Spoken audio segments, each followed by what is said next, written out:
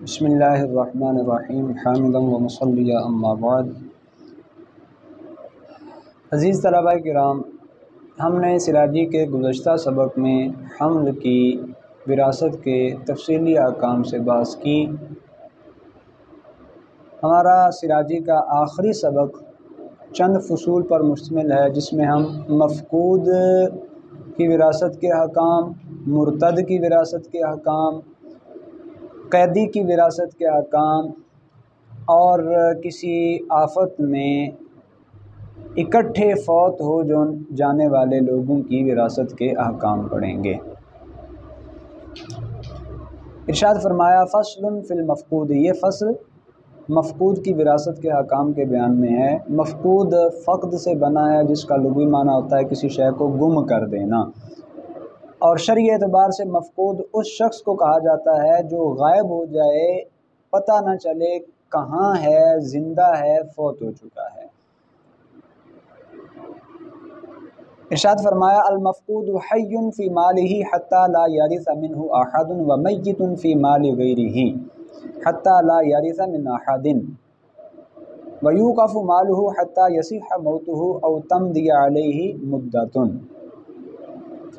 مفقود کی دو حیثیتیں ہوں گی، ایک حیثیت اس کے اپنے مال سے متعلق، دوسری اس کے دیگر جو رشتہ دار ہیں اگر ان میں سے کوئی فوت ہوتا ہے تو اس سے متعلق ہوگی۔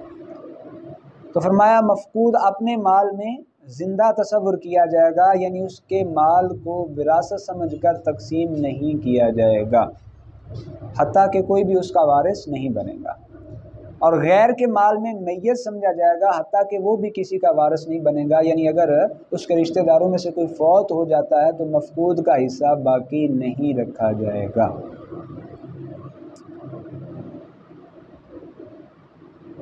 اچھا، اب جو اس کا اپنا مال ہے،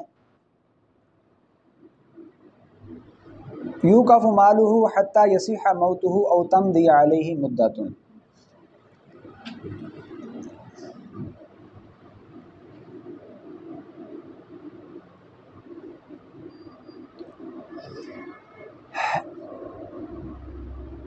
جب یہ کسی سے وارث نہیں بنے گا، پھر ایسی صورت میں یہاں مصنف نے یہ عبارت نقل کی کہ اس کے مال کو بہرحال روکا جائے گا حتیٰ کہ اس کی موت کی تصحیح ہو جائے، یا اتنی مدت گزر جائے جتنی مدت میں عموماً جو اس کے ہم عصر لوگ ہیں وہ اور اس کی ڈیتھ کا، موت کا فیصلہ کیا جا سکتا ہے۔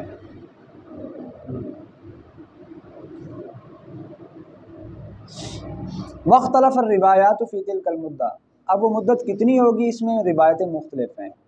ففی ظاہر روایات اذا لم یبق احد من اقرانہ حکم بموتہ، ظاہر الروایہ کے مطابق اس کے ہم عصروں میں سے کوئی بھی باقی نہ رہے تو اس کی موت کا بھی حکم لگا دیا جائے گا۔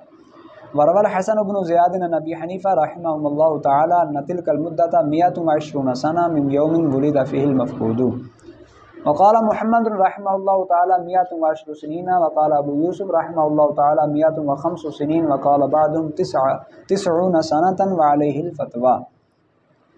ایک قول تو یہ کہ ہم عصروں کی وفات کے وقت اس کی وفات کا حکم، دوسرا امام حسن بن زیاد امام اعظم ابو حنیفہ سے روایت کرتے ہیں کہ یہ مدت 120 برس ہے، جس دن مفقود پیدا ہوا تھا اس دن سے لے کے 120 برس تک۔ امام محمد فرماتے ہیں 110، امام ابو یوسف فرماتے ہیں 105 برس، اور بعض نے کہا ہے 90 برس۔ فتویٰ اسی 90 برس کے قول پر ہے۔ وقال بعض مال المفقود موقوف علی اجتہاد الامام وموقوف الحکم فی حق غیرہ حتی یوقف نصیبہ من مال مورثہ کما فی الحمل۔ بعض ائمہ نے یہ بھی کہا ہے کہ جو مفقود کا اپنا مال ہے وہ امام کے اجتہاد پر موقوف ہوگا، حاکم وقت جو ہے وہ اس کے اجتہاد کے سپرد اس کے مال کا حکم کر دیا جائے گا جیسا وہ حکم لگائے، اور باقیوں کے حق میں یہ موقوف الحکم ہوگا۔ موقوف الحکم ہونے کا مطلب یہ ہے کہ اگر اس کے رشتہ داروں میں سے کوئی فوت ہوتا ہے تو یہ کہا جائے گا کہ یہ اس کا وارث ہے، اس کے حصے کو روک کر رکھا جائے گا،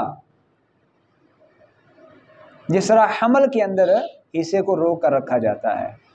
فَإِذَا مَضَتِ الْمُدَّةُ فَمَالُهُ لِوَرَثَتِهِ الْمَوْجُودِينَ عِنْدَ الْحُكْمِ بِمَوْتِهِ وَمَا كَانَ مَوْقُوفًا لِأَجْلِهِ يُرَدُّ إِلَىٰ وَارِثِ مُورِثِهِ الَّذِي وَقَفَ مَالَهُ۔ جب وہ مقررہ مدت گزر جائے تو اس کا مال اس کی موت کے حکم کے وقت جو موجودہ ورثاء ہیں ان کو دے دیا جائے گا، اور جن کی وجہ سے اس کی وجہ سے جن کے حصے کو روکا گیا تھا تو مورث کے جو وہ وارث ہیں انہی کو دوبارہ وہ مال دے دیا جائے گا، جس طرح پیچھے ہم نے حمل کے اندر یہ تفصیل پڑھی تھی۔ اب جب مفقود کے لیے حصے کو روکنا ہے تو اس کا ضابطہ کیا ہوگا؟ وَالْأَصْلُ فِي تَصْحِيحِ مَسَائِلِ الْمَفْقُودِ أَن تُصَحِّحَ الْمَسْأَلَةَ عَلَىٰ تَقْدِيرِ حَيَاتِهِ ثُمَّ تُصَحِّحَ عَلَىٰ تَقْدِيرِ وَفَاتِهِ وَبَاقِي الْعَمَلِ مَا ذَكَرْنَا فِي الْحَمْلِ۔ مفقود کے مسائل کی تصحیح میں قاعدہ یہ ہے کہ آپ پہلے اسے زندہ تصور کر کے مسئلہ بنائیں، پھر اسے فوت شدہ تصور کر کے مسئلہ بنائیں، اور باقی عمل ویسے ہی ہوگا جو حمل میں بیان ہوا کہ کیا کرنا ہے۔ دونوں مسئلوں میں نسبت دیکھیں گے، توافق کیا یا تباین کی۔ توافق کیا تو ایک کے وفق کو دوسرے کے کل سے ضرب دے دیں گے، تباین کیا تو ایک کے کل کو دوسرے کے کل سے ضرب دے دیں گے، اور پھر اسی طرح ورثاء کا جس طرح ہم نے حمل کے مسائل میں حصہ نکال لیں گے، اور جو کم حصہ بنتا ہے وہ موجود ورثاء کو دے دیا جائے گا، اور جو بقیہ ہوگا اس کو روک لیا جائے گا۔ اچھا جی، یہ تھے مفقود کے مسائل۔ آگے ہیں مرتد کے مسائل کا بیان۔ فرمایا فصل فی المرتد، یہ فصل مرتد کی وراثت کے احکام کے بیان میں ہے۔ مرتد اس شخص کو کہا جاتا ہے جو ایمان لانے کے بعد اپنی زبان پر کلمہ کفر جاری کرے، دین اسلام سے پھر جائے۔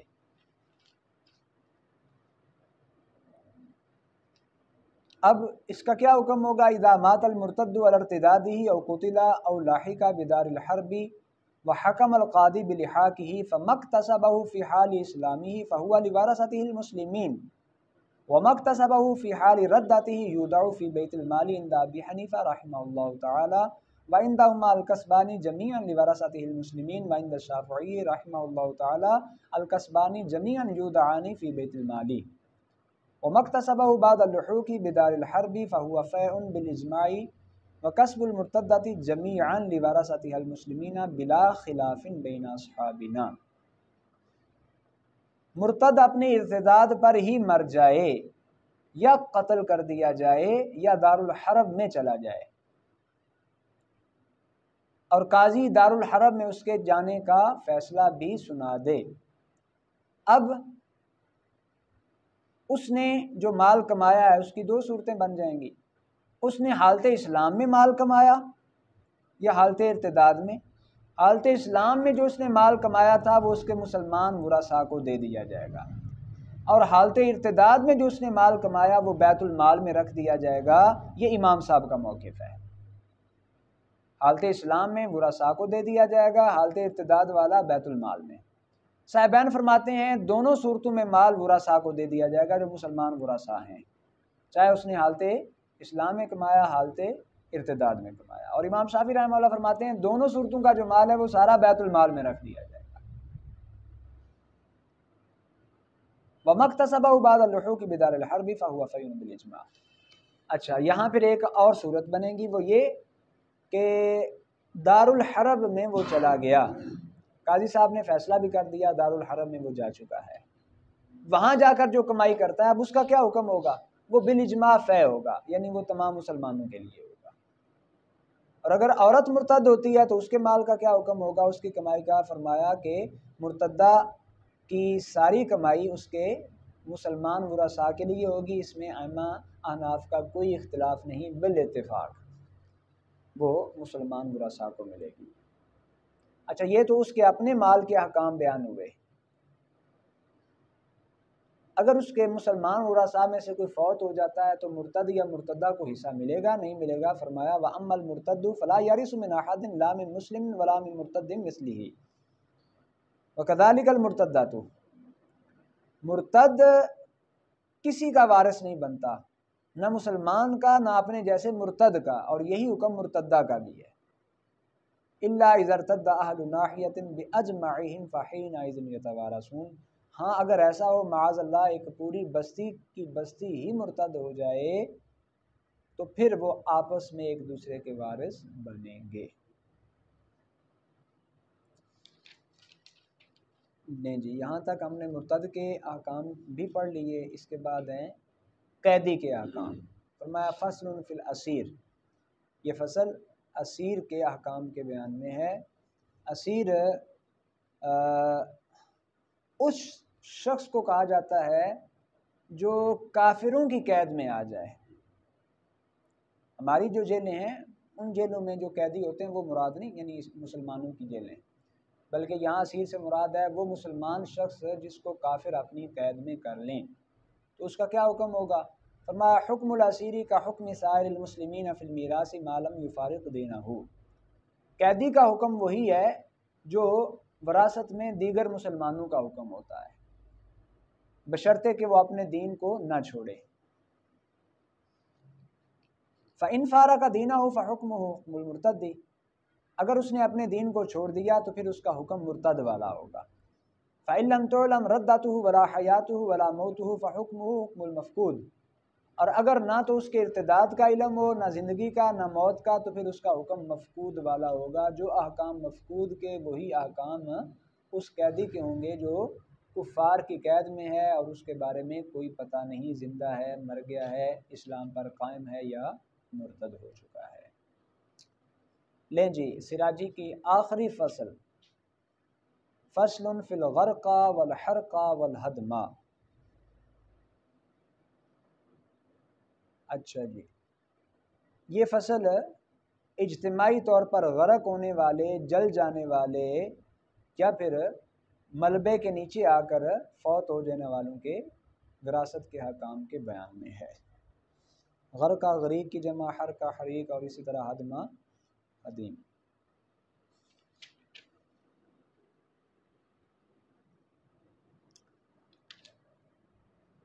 اذا ماتت جماعت ولا یدری ایہم مات اولا جعلوا کانہم ماتوا معا، جب ایک جماعت کا اکٹھا انتقال ہو جائے پتہ نہ چلے پہلے کون مرا تو یہی سمجھا جائے گا کہ وہ سارے اکٹھے فوت ہوئے ہیں۔ فمال کل واحد منہم لورثته الاحیاء ولا یرث بعض الاموات من بعض ھذا هو المختار۔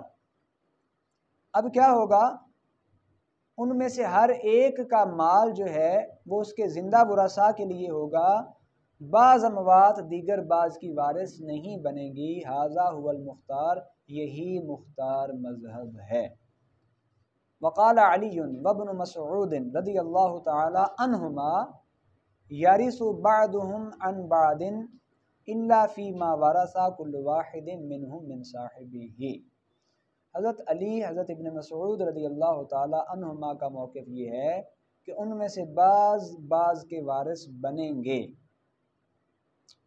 ہاں الا فیما ورث کل واحد منهم من صاحبہ، مگر اس مال میں کہ ان میں سے ہر ایک اپنے ساتھی کا وارث بن رہا ہے، اس کا مال ادھر اس کا مال ادھر آ رہا ہے، تو اس کے علاوہ اس میں تو نہیں وارث بنیں گے، لیکن اس مال کے علاوہ جو مال ہوگا اس میں وہ وارث بنیں گے اگر ایسی صورت نہ ہو۔